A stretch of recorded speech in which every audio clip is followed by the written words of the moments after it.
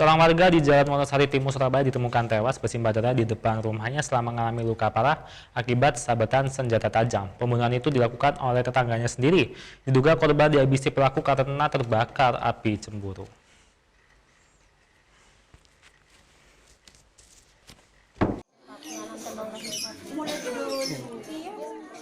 Warga Jalan Wonosari Wetan Gang 2 mendadak gempa sesaat setelah menemukan Ahmad Suhandi, 47 tahun, dalam keadaan tewas dengan bersimbah darah di depan rumahnya. Korban tewas secara mengenaskan setelah mengalami luka parah pada bagian kepala dan sekujur tubuhnya akibat sabetan senjata tajam milik MN, tetangganya sendiri. Menurut warga, kejadian itu terjadi sekitar pukul 9 pagi tadi.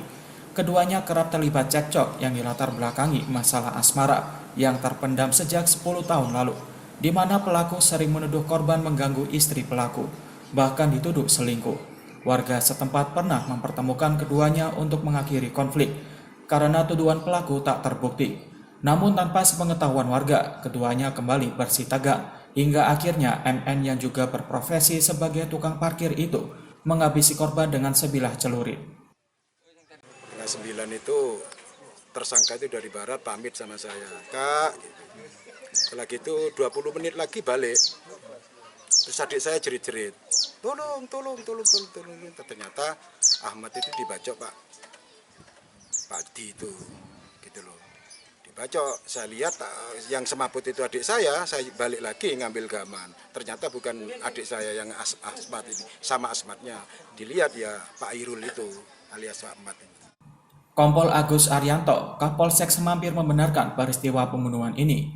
Pelaku menghabisi korbannya dengan menggunakan sebilah celurit yang mengakibatkan korban mengalami luka serius pada bagian kepala dan sekujur tubuhnya.